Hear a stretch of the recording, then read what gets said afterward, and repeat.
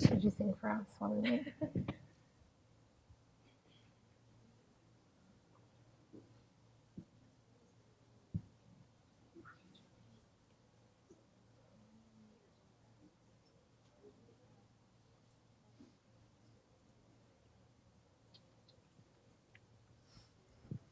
Is it okay if I improv while we wait for our panelists? Hi, everybody. I'm Jody Katz. I'm the founder and creative director of Base Beauty Creative Agency. We're an omni-channel branding agency hyper-focused on beauty and wellness. And I'm super excited to moderate this panel when it starts. But since we're all hanging out, and we all got to know each other a little bit by my silly exercise, can anyone shout out to me some of the things they saw today that they thought were super interesting, like mind-blowing? Anything? Yeah, what did you see today at the show so far or yesterday that was mind-blowing or really surprising or like an aha moment? Why didn't I think of that? Anything?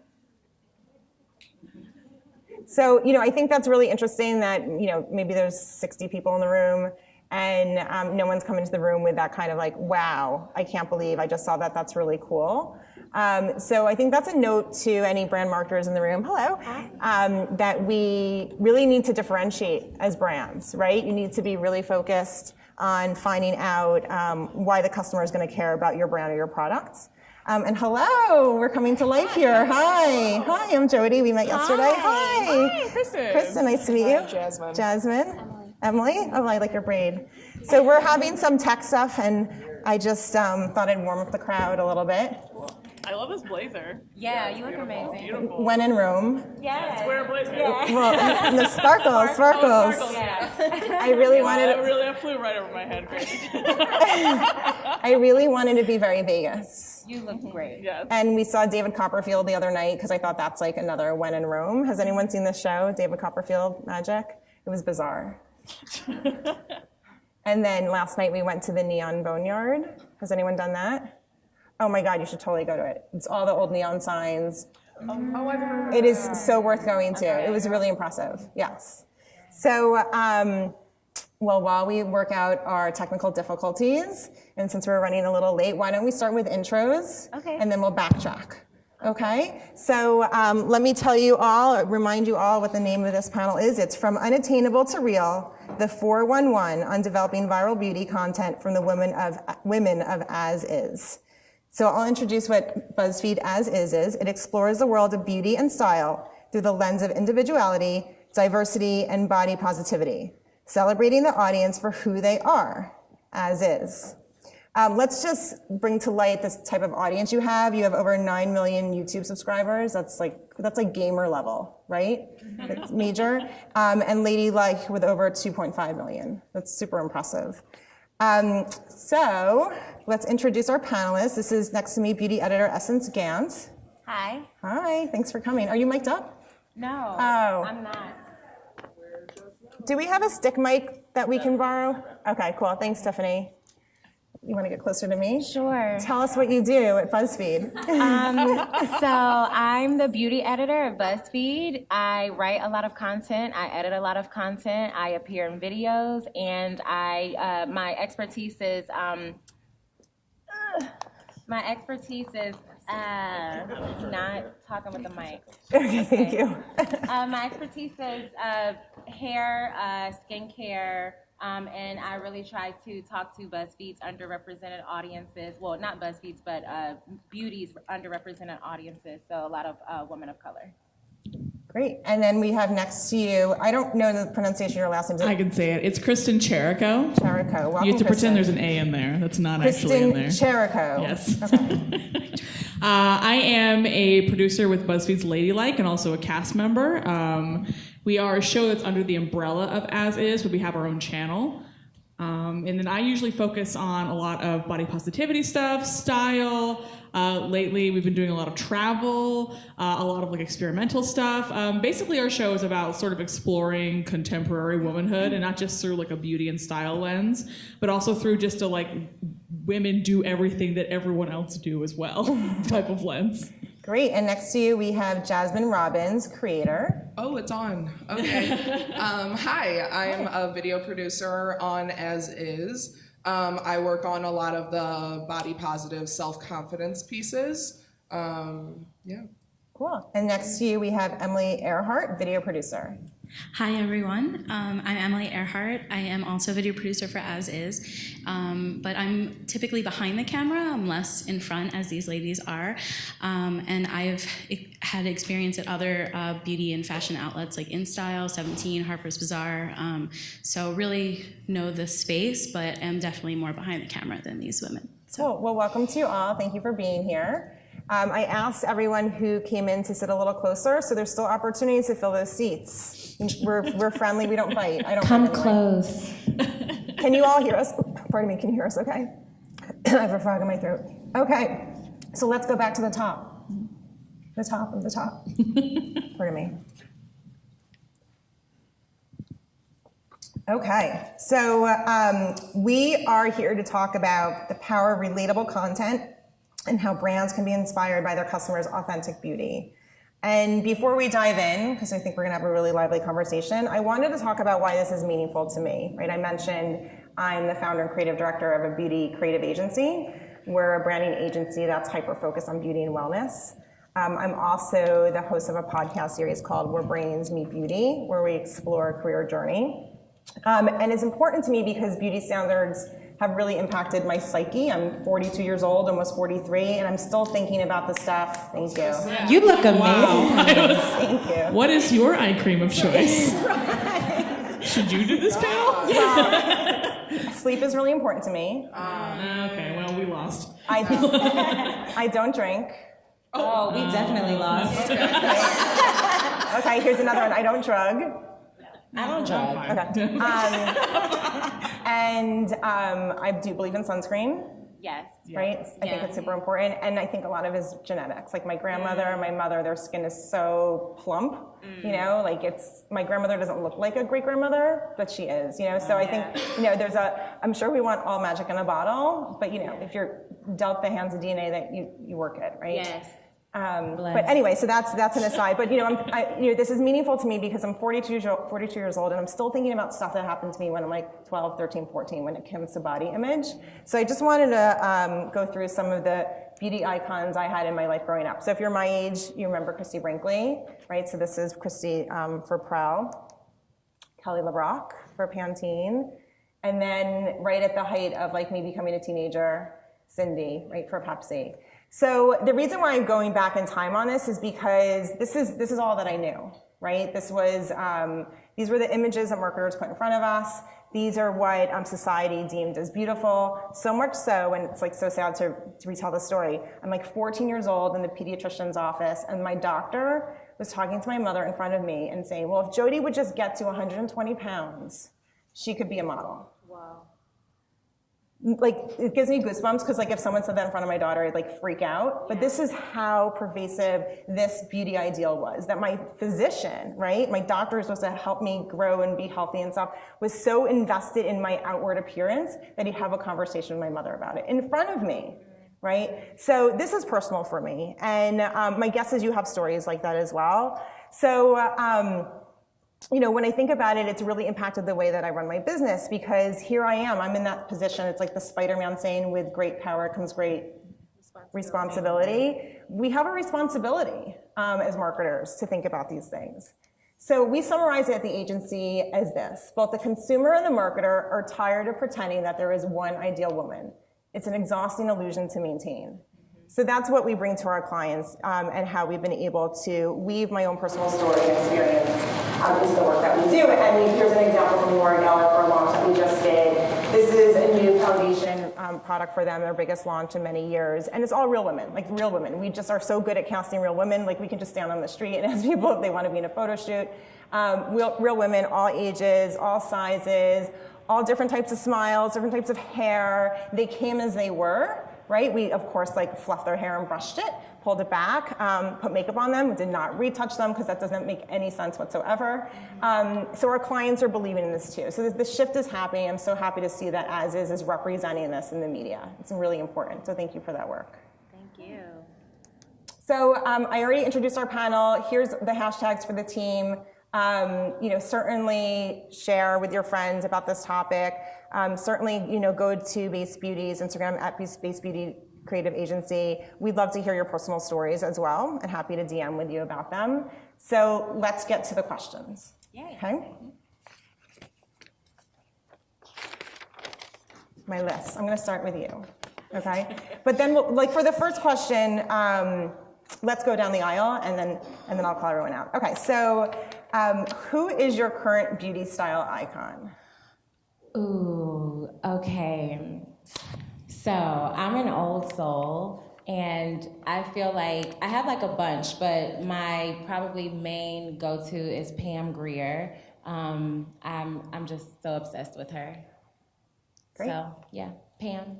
Kristen? I would say my current icon would be Gabby Gregg, who is Gabby Fresh on Instagram. She is like one of the OG plus size bloggers, and she is like incredible and so fun and so like really good at what she does and has such an amazing artistic eye. And like just really she went for it back in a time before people went for it. I remember one of her ethos back in the day was like, back when they weren't really making plus size clothes, it was like, I'm just going to take the clothes that are available and make them work for me, regardless of how they were originally intended. And like that's how she started making a name for herself. Great. Jasmine? Did I steal yours? No. I really I follow a handful of people that have like really small social media followings. Other than I'm not even gonna lie, I really inspire my damn self. I'm not gonna lie. I with the looks that I do, I try to push myself out in different ways and make myself uncomfortable in different ways. And yeah, I grab from other people, but I'm always trying to make myself better each time I do it. So I'm selfish. I'm gonna kind of steal from Jazz. I think my inspiration for beauty and style comes from the people that I work with. I think we have such a range of voices and representations and identities, and so I'm constantly inspired by the people I work with on my team. So. That's cool. I'm going to tell you mine. Okay. It's a little untraditional. It's Miss Piggy. Oh. It's really, it's more mindset, but her beauty look I think is classic, right? Yeah. So I admire that, but it's also her mindset. She doesn't care what other people think of her, which I'm a people pleaser, so that's really hard for me, right? I have to work through that every day, but she doesn't give it. She doesn't care, right? She just goes for it. So I admire that. I'm a big Miss Piggy fan. Okay, so let me just mention that we'll have time at the end of the panel for questions, so please consider what those are. It sounds like the team will be very open to answering anything, so don't hold back, please be brave. Okay, Jasmine, this one's for you. Where did the concept for As Is come from? Oh, I think it was I think for a while we had been thinking about it. It was news to all of us. We didn't know quite it was going to happen, but we all had been making such content trying to be as diverse as we can, trying to show as many different people and represent as many different people and show different walks of life that we finally got to, or people above us got to the place where this is a thing and we need to jump on this, and we need to make sure that since we do have such a big platform that we take that and let our audience know that this can be acceptable as well and you can be successful being yourself. So Emily, do you ever stop to think how crazy it is, how many eyeballs are on the work that you do? Oh my God, yes. I think coming from many legacy publishers, BuzzFeed just has a different reach, and I think it's incredible. We have such an opportunity to speak to old generations, new generations, and everybody in between, so it's really impressive. It's cool. So Kristen, what are the origins of the name Ladylike? Actually, the person who came up with the name Ladylike is Ashley Perez. Did they know? Did you not know that? Did not know. Fun fact. That is a true story. I think that I feel like the idea behind it was just let's come up with a show that's kind of just about contemporary womanhood, but also kind of making fun of the traditional ideas of what being ladylike is. And so it's an ironic name. I mean, it's also none of us are I think traditional ladylike ladies, so it's especially ironic. Cool. So let's start with Emily on this one. What does authentic mean to you? Wow. Loaded question. I think authentic means being true to yourself, not letting the influences that we've been ingrained into an influence, right? We've been manipulated by, marketing and a whole lot of, for lack of a better word, BS. And I think being authentic means being able to sift through that and filter in your own voice and not letting, what matters to you be pushed aside for a bigger, a better picture. It should be authentic to you. Jasmine, how do you define it? Kind of the same way. It's just like always 100% being yourself. And even if that's like, I feel like a lot of people right now, we think that being confident and being strong is like something you have to be all the time, and you don't have to be. You can not be confident sometimes. We all aren't. Like there are times where you don't have to be that strong person, but as long as you're still being you, that's the most important thing. Right. So, Kristen, how do you find your authentic self? I think I kind of started this by sort of drawing attention to problems that I found in my life and like kind of trying to explore them and then hoping that other people felt the same way. So I think it was like, I think the first project I did was like I did a bra crawl where I went to like a bunch of different bra fitting places and like went and got fitted for sizes, and I got 6 different sizes. And I didn't know if that was going to happen. So it was just kind of like, it was a problem that I had, but I wanted to kind of test it and see if it was actually like a bigger thing, and it was. And like, I think, it's about like sort of addressing the problems I've had in my life, but in like a public way, I guess. And for you, Essence? With finding my authentic self. Yeah, like what does that mean to you? I think for me, a big part of it is just like really listening to myself and paying attention to how I react physically, spiritually, mentally to things that I consume. So whether that's like what I watch on TV, like for instance, I know now that I cannot watch certain reality TV shows because I literally leave feeling disturbed. So I'm like, okay, that is not something I can do, and that's okay. And I know it's like everybody's talking about it right now, and I just can't be in on that conversation because I feel crazy afterwards. So I just try to listen to myself. If things don't agree with me that I put into my body, I don't put them into my body. If it doesn't agree with my spirit and my emotions, I don't put it into my mind. And I just think that is like, that's worked well for me. It's taken me a really long time to figure out who I am. I mean, I think I lived most of my life not, just being who I thought other people wanted me to be in so many ways, not just beauty and fashion, but like the choices I made, the things I said, the places I went. And I've been on an 11-year journey now of trying to like figure out, unravel all this and figure out who I am. And it's exhausting. Right? But it affects everything, right? It's made everything better for me. I live more joyfully. I am able to like respond with my gut and not, with what I think people want to hear. And the people pleaser me, right? I still have to battle through this, the self-doubt I have to battle through. So, you talked about bras, like bra shopping to me is just awful. Like it's like one of the worst things ever. It's awful for everyone, I think. Right. But, there's not a lot of people to talk to about it, right? Periods, no one ever used to talk about. Now, like my team and I, like we talk about our periods all the time. Like I'm in this stage of life, I've had 2 kids where it's like a crime scene. Like really, and I'm happy to talk about it out loud on a microphone in front of an audience because it's real. Yeah. Like this is who I am. Like why should I be like embarrassed like in high school when I had my period? That's so sad, right? Sure. I'm hopeful that girls now in high school, when they have their period, they just have their period. Yeah. But I just don't know if that's happening.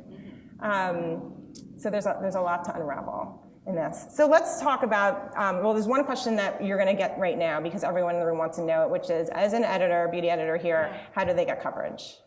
Okay, so the way that works is, it varies publication to publication. At BuzzFeed, we are very true to our core values. So we really value inclusivity, representation, and we really cover brands, people who I don't even want to say go the extra mile because that implies that you're doing something extraordinary, when really we just like prioritize people and brands who are doing what you should be doing as a decent human being, as I like to say. So it's not enough to just, have a range of products that cater to different people. Are those different people in your campaigns? Are they a priority when you're, shooting those campaigns and investing in those commercials? And I always bring up, always bring up Fenty. And it's not that, which is Rihanna's beauty line. And it's not that we had never seen 40 shades of foundation before. There were so many brands who had done that before. But what we did see for the first time in a very long time was women of color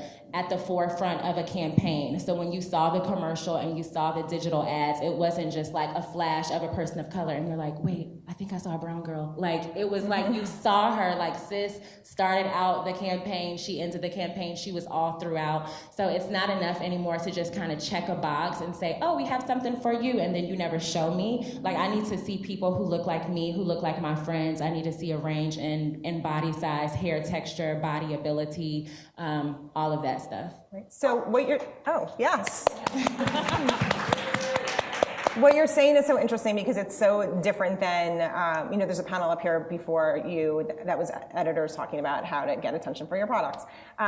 They're talking about product. They're talking about the goop and the science behind the goop. You're talking about not just like the product, but what is the marketing, what is the messaging, what is the storytelling around this? So this is super hyper important for everyone to hear that it's not just about the product, right? It's about more than the product. It's the brand soul is what you're saying. For sure. And we've kind of seen that a little bit. Even if you look at celebrities now. Cardi B is another celebrity I just like to use as an example. It's not that she is the best rapper that we've seen in like recent history. It's just that she's so relatable. She's accessible to the people. And so people want to buy into things that they believe in, things that represent them. And you can tell and you can feel when that's authentic. So for us, I think that's first and foremost. Obviously, like your product needs to be quality. Like don't be out here breaking people out. But like once you get that formula down pat, then make sure that you actually put people in the forefront and it needs to be authentic. So this makes me think about this struggle that I've heard brands talk about, which is like, we're prestige and we want to be aspirational. But then you're talking about being inspirational from another point of view. So Jasmine, I'm curious about how you reconcile that. Like, when you're super real, like me talking about my crime scene periods, well, that doesn't seem super elevated, right? Like, can brands do both? I think you definitely can do both. I know for at BuzzFeed, the first thing of us talking is being relatable first. Mm-hmm. There is definitely that like aspirational, but I think it comes through the fact of like, I hope you aspire to be able to talk about this as relatable and open as we are, because especially in our videos, like, I think for the most part, a lot of the people that are like faces of BuzzFeed didn't plan to be faces of BuzzFeed. So a lot of us, me included, I'm just like, I'm up there talking and that's that. And I hope it resonates with someone. And if it doesn't resonate with you, I hope it resonates with like your aunt, your mom, your sister, your brother, anybody. But I think first and foremost, just like to make people feel included and to feel like they're not alone and to be relatable is like always the best, at least in our case. So what you just told me is that the aspiration is to be connected, right? That it's not to be on a private island on a yacht, right? Which is what I grew up with, right? That would be the aspiration. You're saying the aspiration for the consumer is to feel a connection, be part of a community, right? That's like a huge line between what we've known and what you're saying, right? Yeah, and I think even like when we see people, like influencers that we follow and everything like that, now, especially like Cardi B, Amber Rose, even I was just looking at like Jackie Aina and her story, like they didn't start out like traditional, like just rich and got richer and richer. Like, no, they came from something that like we all could relate to, just like an everyday person, and then they grew into this. So there's like aspiration in that story in general, and then making that relatable rather than being like a hierarchy, like above, but more so like relatable, I think is so, it just resonates with our audience especially, and I think with a lot of people, but I don't really know. But it feels like it. So Kristen, do you see a shift in the marketplace now? Like, I know what your point of view is, but do you feel like it's coming through in the marketplace to the consumer? Yes and no. I think that we know, obviously, that the time where you can ignore people like us is gone. Yeah. It's dead. Like there's no more. Whether It sounds like a truck behind the us. truck is behind us, the truck has come to take away the bad vibes. So I think, but whether or not the market pays attention to that, I think that there are a lot of people in positions of power who do not understand the power that people like us have, and that is unfortunate for them and for their money. Because I think that the people who are paying attention to this like do have an advantage. Like you don't want to be the last person to figure out that you need to start paying attention to all kinds of people. Because by then it's going to be too late. So I think that like honestly I cannot tell you how many times I get PR emails from brands that are like, I want you to talk about my clothes or my makeup, but I'm not going to feature anyone who looks like you, and I'm not going to make clothes that fit you. I keep a list of all those brands. You do? I haven't said what the list is, but I keep a list. At some point in the future, I will talk about it. But yeah, I've said it publicly, like, do not pitch me things if you don't represent, like, a variety of people. And if you do, you will get added to that list. Yeah. And yet people still do. So, I think the reckoning is coming. And I think if you can get ahead of it, like, you have an advantage. Because people like us, like, I think part of the aspirational thing is that, like, we are living good lives as we are. Yeah. And I think that, like, when I was growing up, I didn't think that was possible at all. And so, like, this is the aspiration, really. Yeah. That's great. You just segued right into the next section of what we're really here to talk about, which is how do the brands in the audience leverage this thinking for their own communities, right? Like, you're editorial, so you're not selling anything, right? You have a point of view and you're sharing the point of view, but everyone in the audience has something to sell, right? They do want to be, as I say, rolling in it at some point. They've worked hard, right? And they should be able to attain that if they have a great product. But how do they leverage all of this philosophy and this point of view into something that's a product that's sold, a brand that's sold? How do they? Like, how do we suss out these learnings? You have 9 million YouTube subscribers. Like, people are listening. The engagement you have, the number of comments you have on each video is like insane, right? So people are listening. But how do brands leverage this learning? What can they pull from this?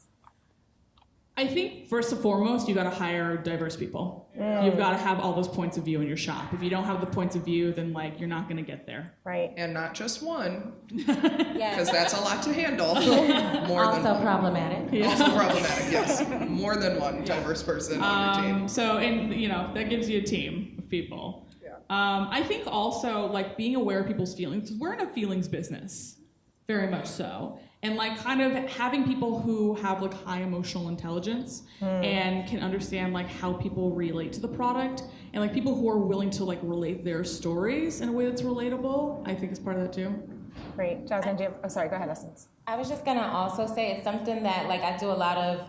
I don't want to say consulting because I'm not a consultant, but I do a lot of like talks at a lot of older legacy brands, cosmetic brands, beauty brands, and one thing that I always tell them is like listen to the young people in the room, and it's sometimes hard to like change, and like even we were talking earlier about like aspirational content. Well, like that, what that looks like, that narrative has changed. So before in the 90s, it might have been like a yacht, but now it's not necessarily that. So listen to the young people in your room, and like if you've been around for a while, that's great because you bring like a certain wisdom to the conversation, but I think it's like all about balance because the young people in your company, your interns, like you're trying to reach them so they know, like trust people to be the expert on their identity and their experience.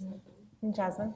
Yeah, I also think when we were talking earlier about Fenty having like an array of people, but also putting the most marginalized at the front, I definitely think when it comes to like showing off products or marketing or anything like that, like specifically I know when I see campaigns that have like plus size women in it for the first time, and then the biggest plus size person is like someone that I actually know that is not the biggest size you could be, or not even like nearly the biggest size of what you could be. And it's just it's kind of sad because there's people out there that can't shop there or can't look at that and feel like they can relate to it. Right. And so just being not only diverse when it comes to skin tone and race, but like taking it like further than the body type, taking it to style, taking it to sexuality, taking it to gender, taking it to everything. Like, yeah, I just think there's a lot of missed opportunities that people can really resonate with. Emily, what are your thoughts on what brands can leverage? I think that knowing that, like Essen said, the young people are really driving like the beauty space, like it might not be, maybe your product is something that's targeted to like a 30 or 40-year-old woman, but if the young people are into it or they like the branding or they, you know, saw it on Instagram, they're much more likely to get that person into Sephora and buying that product. So even if your product isn't necessarily like targeted to millennials, like understanding that they're really driving the space is something that's valuable. Cool. Jasmine, I want to just add on something you said because we worked on a campaign for a client a few years ago, and it really was an incredibly diverse cast. But we opened with, I don't know, the Caucasian girl, or maybe she's a Caucasian girl, 28 years old, right? Yeah. And there's so much backlash to the brand about like, why aren't we here? Why aren't we here? Why am I not seeing me? They were like, people like, you know, they were included in the campaign, but the campaign didn't start. So it was one more time where this, you know, hair campaign starts with a Caucasian girl at 28 years old with a great smile, right? And it didn't matter that the rest of the campaign was like super diverse and amazing. That was a huge learning for us, right? Like, people are hungry to see themselves, right? Hungry, like desperate. Right. And that we have a lot of interesting noises in here today. Can you hear that in the audience?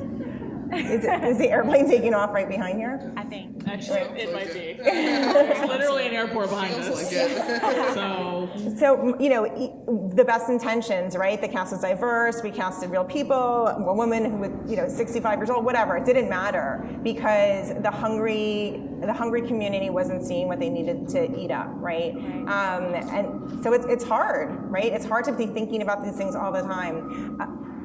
Kristen, you mentioned something really fascinating that I did not think was going to come up in a beauty panel, which is that this starts with your team, right? It's not about the product or the marketing. You're saying this really speaking to everybody starts with like, who are you hiring? It starts with HR, right? Yep. So I'm just curious. I'm not calling anyone out, but you know, think about the companies that you work at. Would you raise your hand if you feel like they're a super diverse team?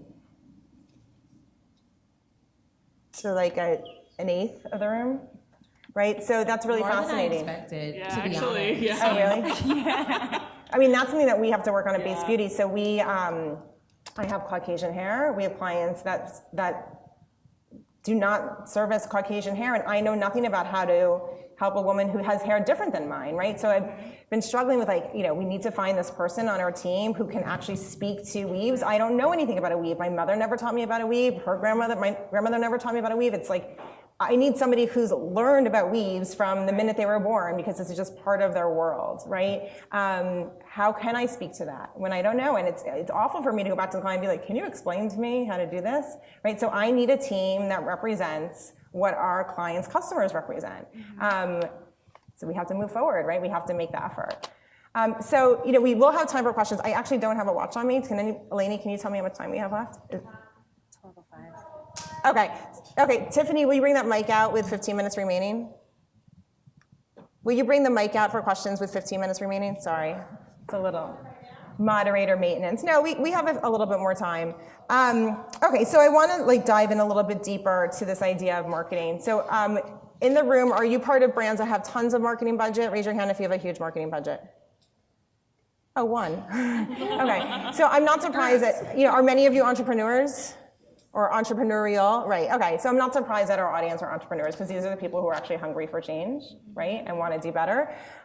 So we're talking to a room full of people who might literally have $10 to spend, right? I mean, sometimes literally you can spend $10 and do a sponsored post on Instagram for a week. So, you know, you're content creators, you're a content machine, right? You're a force. How do small brands with very limited budgets create content that's going to, you know, speak authentically about their brand, speak to their audience in a wide and inclusive way on the cheap? Go. I actually do this a lot. I have a decent social media following, and I really love to help. I don't care like what the following is of it or yes, I like money, but if I'm really invested into the brand, I necessarily am not worried about being paid, to be honest. A lot of things that I've done haven't been paid, and that's cool because I get a product. The thing is that you want to make sure that if you're at least doing like social media, like where people, influencers are doing like the stories or a post or something like that, like make sure that the influencer is also invested in your brand too and wants to support what message you have, because I've seen so many people that I like see the brand that they're like representing and I'll like look into it and then I see them and I'm like, you don't really care about that, right. you know?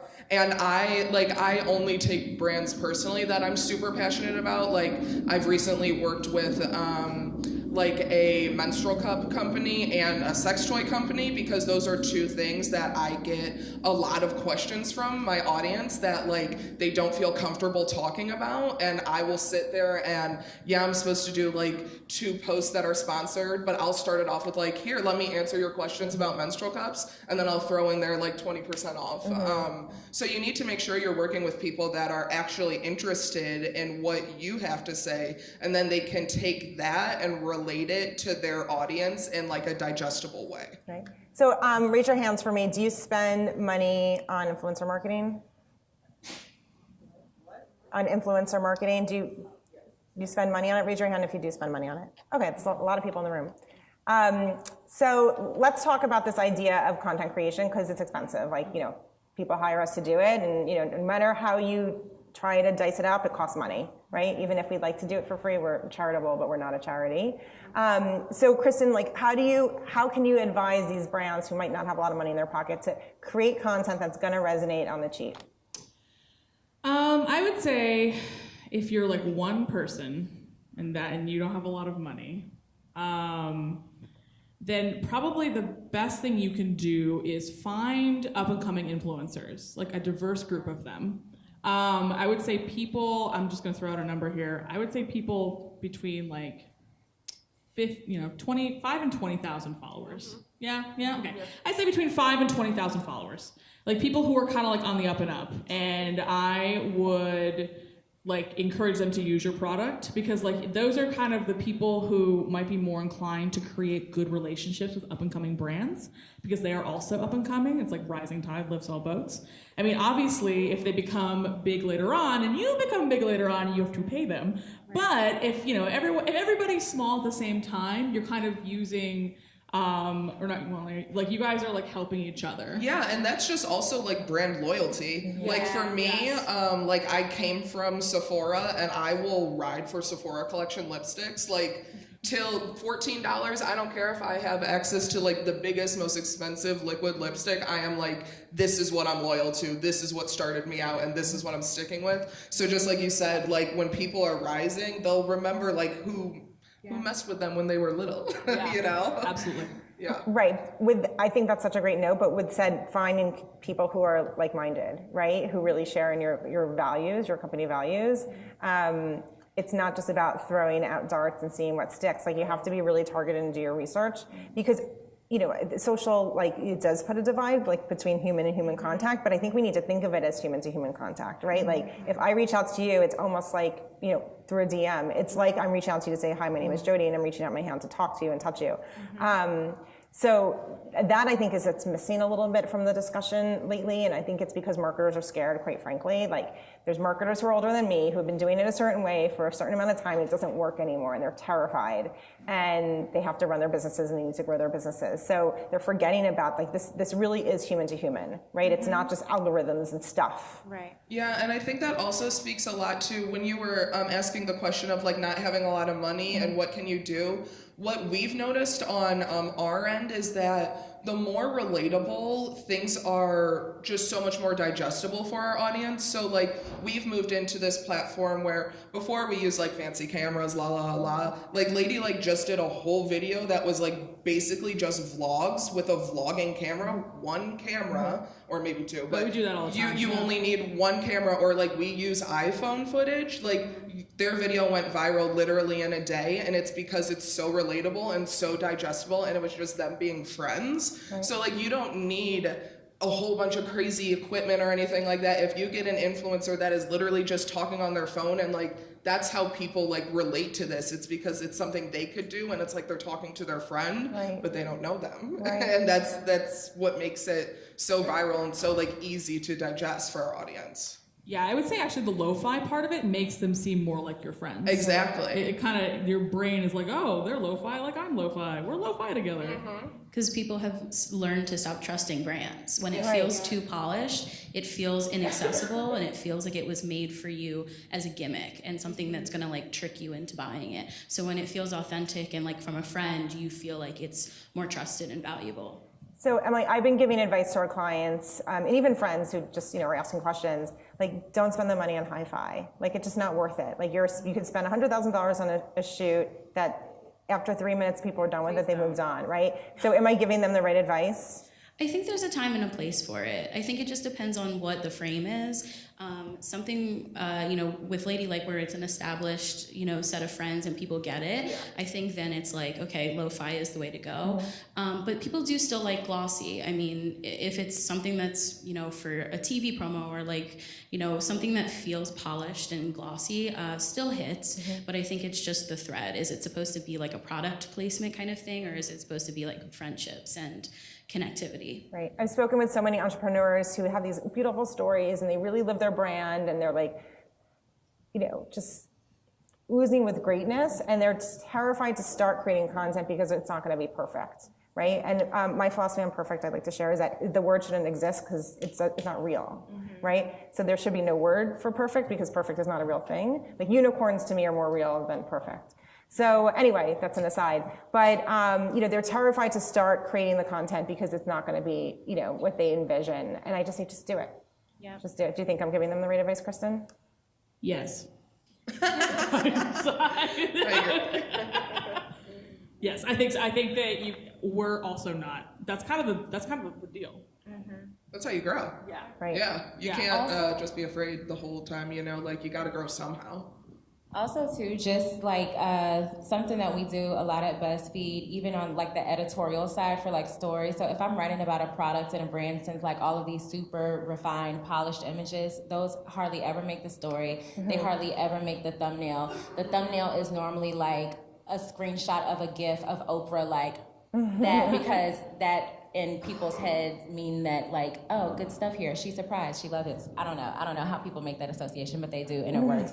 So like, we don't even, refine doesn't even perform well for us.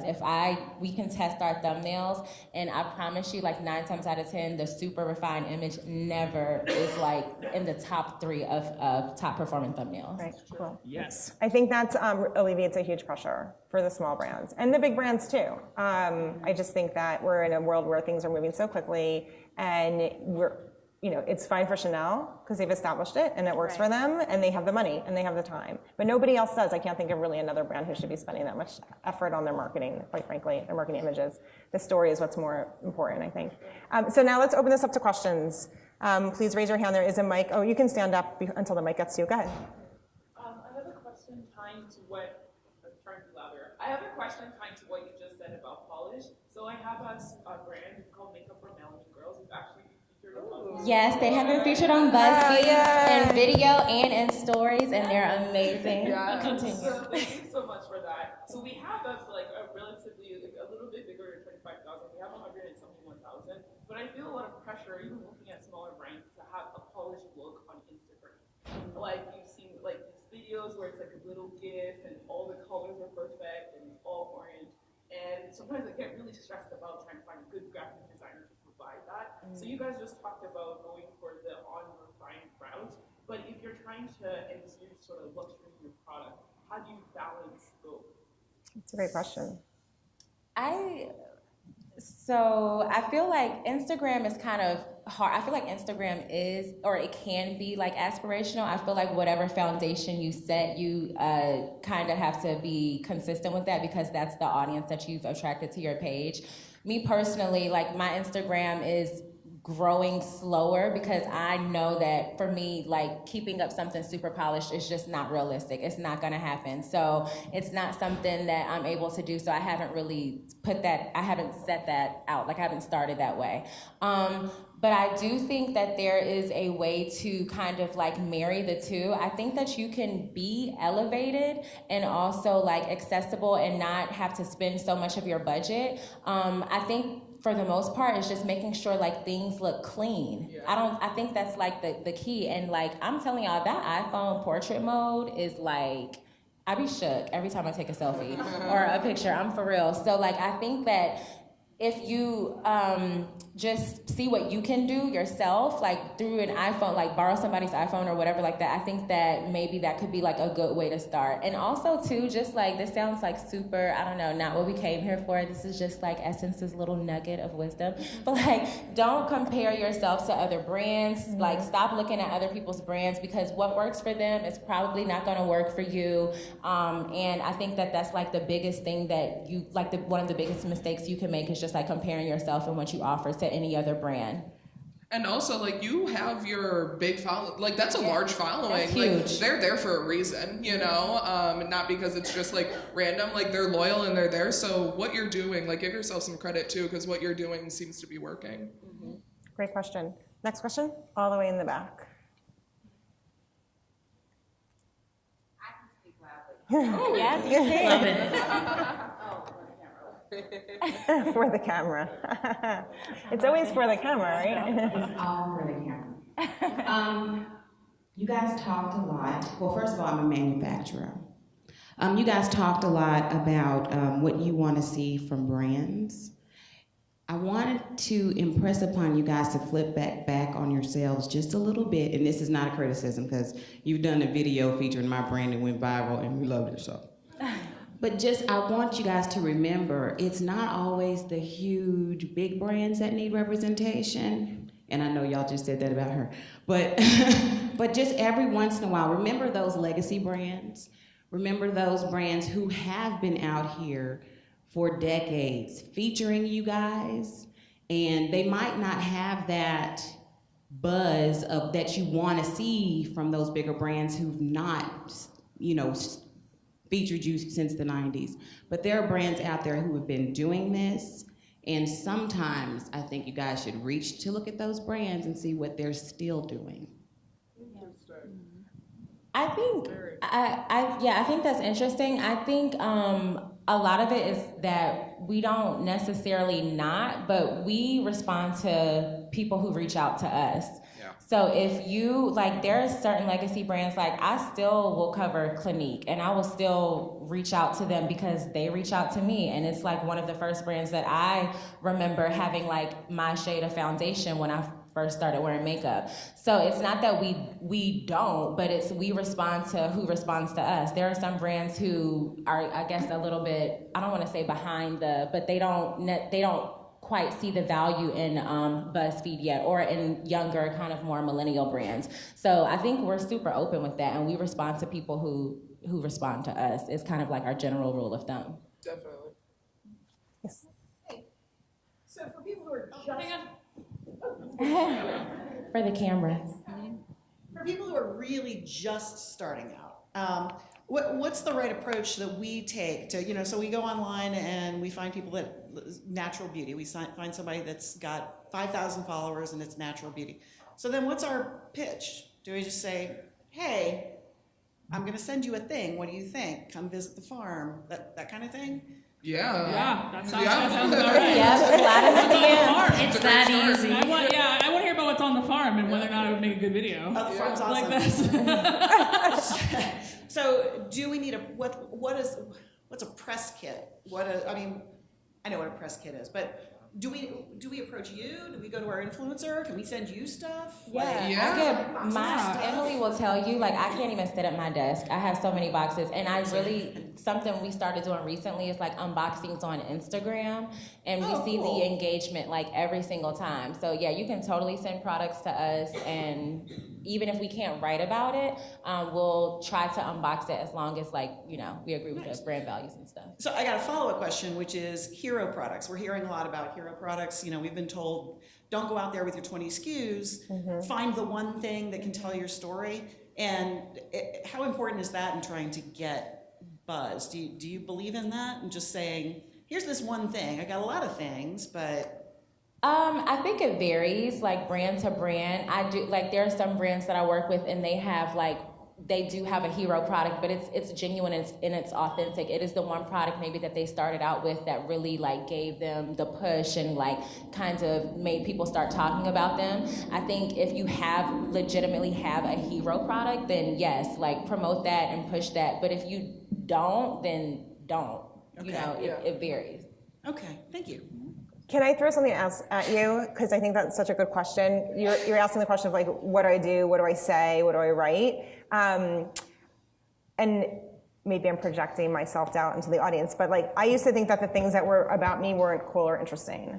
And it took like a lot of therapy and coaching to realize like, oh, the things that I am, my quirks, that's me, and that's different and original, and that is my story. So think about like, you know, your farm is a gem, right? It's a story. Maybe there's alpacas, I don't know. Like, you know, whatever makes you you and your product you is the story. So don't hide that story. It's not directly skin related, like, and I'm sure this is true for all of us, have an authentic story. It's your soul. It isn't necessarily about the product. Yeah. Is that Something we work on at BuzzFeed a lot is targeting IDs and figuring out who that person is that you're trying to speak to. So like look at what your brand is and what your product is and who that target ID is, and then create content or like put it all over your Instagram. Emily, is that like a mindset when you say target ID? Is like what is she thinking? What is she doing? How does she spend her time? Yeah, like if Ladylike's making a video about like bras, like who are the people who are gonna want to watch this? It's probably people who have a hard time finding the bra that fits them.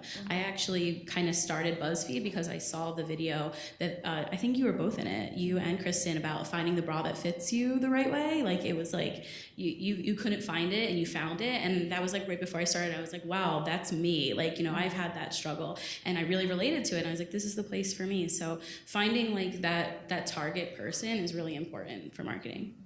Consumers seem so excited by the founder and the founder story. Like this is very, very compelling. And I know a lot of founders who we work with, they want to be very behind the scenes. They don't want to be on their Instagram. They don't want to be making the videos. And the reality is that the consumer's responding to her more than the goop. Like the goop is just part of the story. Of course, she's going to use it. It's her night cream. It's her day cream. But it's the soul of that person that's so much more compelling. So that's what I want to hear as a consumer. You know, I mean, we have a lot of products to choose from. What's going to differentiate one moisturizer from another? I mean, there's like a billion of them, right? It's you. That's a differentiation. I would like to represent the frumpy demographic. Yes. Fabulous. That's Lean real. into frumpy. Any other questions? Yes.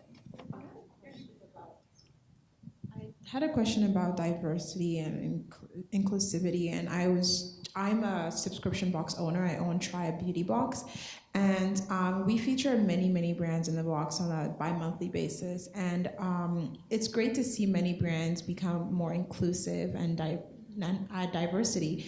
But as a Black woman, I always wonder if they just do this because it's now the status quo. Is it really a belief? Because it's great to see your brand having 10 more shades of Black or of medium, but do you really believe that you should be selling to this market? And if you don't, then I actually don't want to purchase from you. So it's almost become a marketing strategy now more so than an actual belief. And if it's not your belief as a company, I do not want to purchase from you. Wow, that's a Yeah, really no, good I totally statement. agree. And I think with certain brands, you can see like who's been like the real ones, you know, and who's been putting on people and who's been diverse. And I think now, especially since it is such a thing, you can tell who's being genuine too. Because like for clothing, if they're showing like a size 12 model and that's like their biggest plus size, you're like, nah, that's not realistic. Or if their darkest skin tone is me, not realistic, you know? So you can tell like who is actually like believing into it and who's just like playing the game for right now. Right, and also looking at their other marketing, right? Are they just talking about their foundation with like a, you know, like a lot of shades and a lot of models, but then when you go into the other categories of product, like, are they showing lipstick on a lot of shades? Like if they're not, then it's just a marketing thing. You're right. And I think that's such a drilled down mindset around this, right? It's not, this goes really deep, I think is what this statement and question represent. Like it's not just about throwing a bunch of product at people. It's about like having a soul as a company that's representative of, the needs of the community. And I think you're right. If you don't believe it, don't do it, right? Because you want to be supporting a brand that's like-minded like you are. Okay, do we have any more questions? Go. I actually wanted to address the question about the press kits. I'm a member of the press, and I feel the opportunity to help you guys because, just like you mentioned, I mean, my office gets stacked up. I even had to hire a bunch of interns just to take care of the press kits. But I will say that I open every one of them, and I think the biggest thing that I would tell entrepreneurs and smaller brands is know that we're getting them all day, and also know what your packaging looks like. Don't just put a packing slip with like a bag of air in the box. The press kits that we pay the most attention to, and I hate to say this, are the ones that come with like something special that's personalized. I had a kit maybe even a year ago, and I still remember it, where they took my name and used paint pens, and they painted my name on some champagne glasses, put a little bit of, like some champagne gummy worms or something like that in it. But the thing is, my name was painted on these glasses, and then I'm like, what am I gonna do with these things? So I had to take them home. And then, now I have that brand's name in my house forever. So now I'm always looking at them. There was another example of a company that had a product that it was an ingestible skincare, okay? Kind of boring, right? None of us really care about ingestible skincare. But they put in a yoga mat.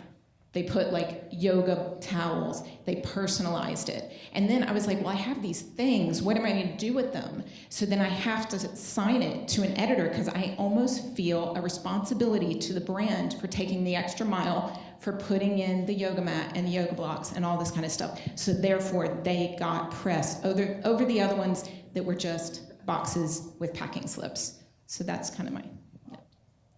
Right behind you, there's a hand up. Right behind you. So we are focused more on a professional side. So we are selling direct to professional hairstylists. Our product is only used by professional hairstylists. It is not intended to be sold to the end consumer. A lot of the things that you've mentioned regarding target audience, those sorts of things, do you feel our approach is the same for a general consumer, or do you have any advice on how to be able to build that professional side?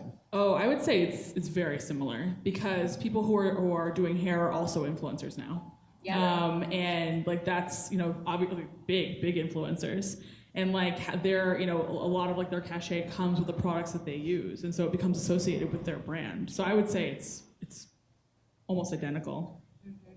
I think you actually have more of a easier in with professionals because they've already been educated, right?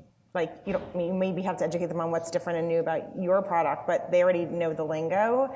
They are also clienteling all the time, right? They're always talking about things. This is their job. A consumer that's not her job, right? She might mention something to a friend because she's in love with it, but her job is not to talk about product. So you have to go for it because they'll eat it up. They want to be an advocate for brands, right? This is part of their job.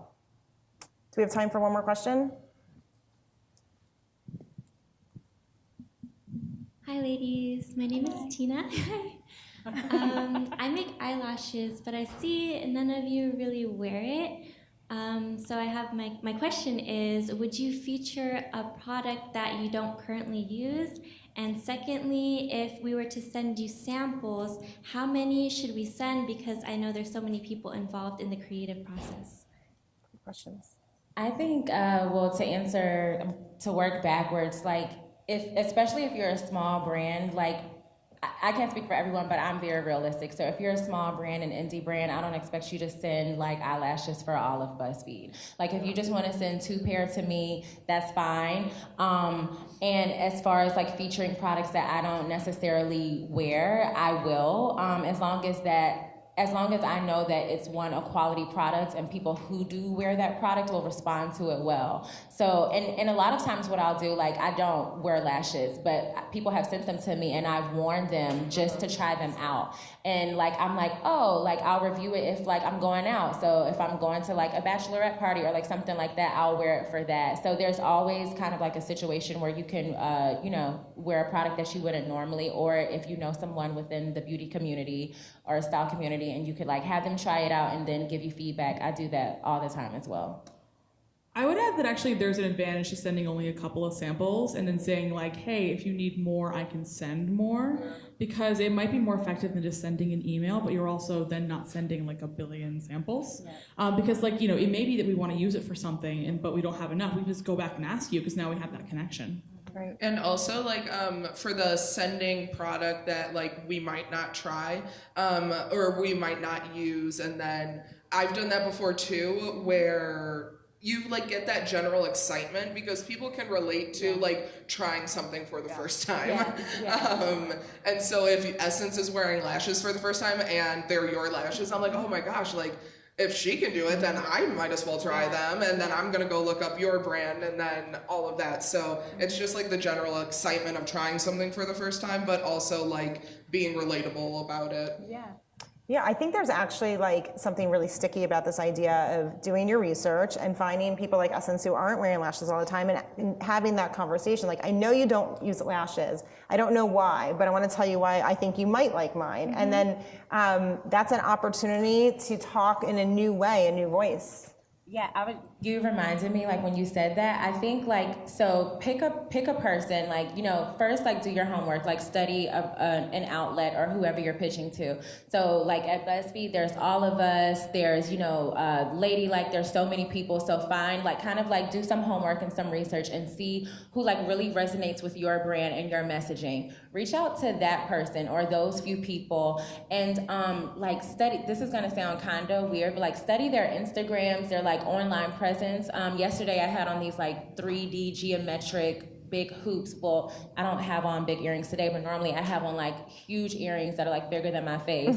So this girl was on my Instagram and she was like, hey, can I send you some jewelry? And I was like, yeah. And she's like, I saw on your Instagram that you're always wearing big earrings, so I made you some. I was like, girl, like you about to be all up on BuzzFeed. Like, so I think like find a few people that really resonate with your brand, study them, and reach out to them that way. And then I feel like we're more inclined to respond because it feels authentic, it feels genuine, it separates you from the competition because we get bombarded with pitches all the time.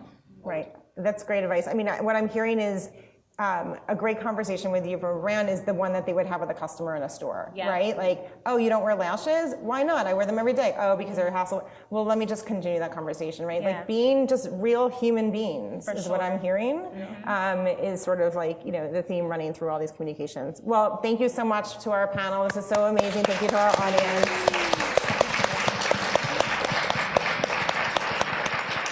Are you available for pictures if anybody wants to take a photo with you? Okay, great. Thank you, everybody. Thank you. Okay. Oh my God, wait, I want to do that. Oh, that's so smart. Okay, so Smarty let's pants. do Instagram now. Kristen, it was here. Give it to me. I'll take them. Here you go. Thank you. It was so nice to meet you, Kristen. Thank you for your time Thank today. you so much. Thank you. Oh, look, there's a line for me. Here, do you want to just have your own line? Emily, it was so nice to do this with you. Thank you. Your braid looks so awesome. Oh, thank you. It's a little Did you do it yourself? No, the Glamour Me folks did, but took a risk, so glad you like it. Yeah, this is a good panel. Yeah, I'm glad we were here. They had good questions. Yes, definitely. Well, I'm sure people will line up to talk to you. I hope totally. Okay, cool. Oh, thank you. Thank you. It's I just started doing Rent the Runway. Do you do it? Our boss does it, the unlimited one. Yeah, she loves it. So I'm not an early adopter of anything really. And I was doing a podcast with this woman. I'm like, what are you wearing? She's like, it's Rent the Runway. It was amazing. Great. And then the next day I'm in a client meeting, like, oh my God, this dress is amazing. She's like, it's Rent the Runway. I'm like, the universe is telling me It's something. telling you, yeah. Because I don't like to shop, and I things don't fit me, and it's just stressful. Yep. And I don't spend a lot of money on clothes. Yep. So like this is actually really smart. It's a lifesaver. The one downside, because I wanted to do, is they don't have a whole lot of plus stuff. Oh, okay. Yeah, so I'm like hoping that changes. Yeah, tell them that. We worked with them a couple times on different videos, but yeah, I think at some point they will. Brands don't make a whole lot of like the high end plus, Right, so right. they're limited. But That's so interesting. What an opportunity, I know, though. right? Yep. So we're in there. We see it. Yeah. Thank you for that feedback. That's so fascinating. Yes, definitely. I'm sure that there's probably like different like able abilities. Like they don't have a whole lot of that. Right. I'm sure there's definitely some areas they can work on. Yeah. They definitely cater to a certain market, and it's great for them. Like like I said, my boss loves it. But yeah, just opening up to more people would be great. Light bulb just went off. That's awesome. Thank you for sharing that. Of course.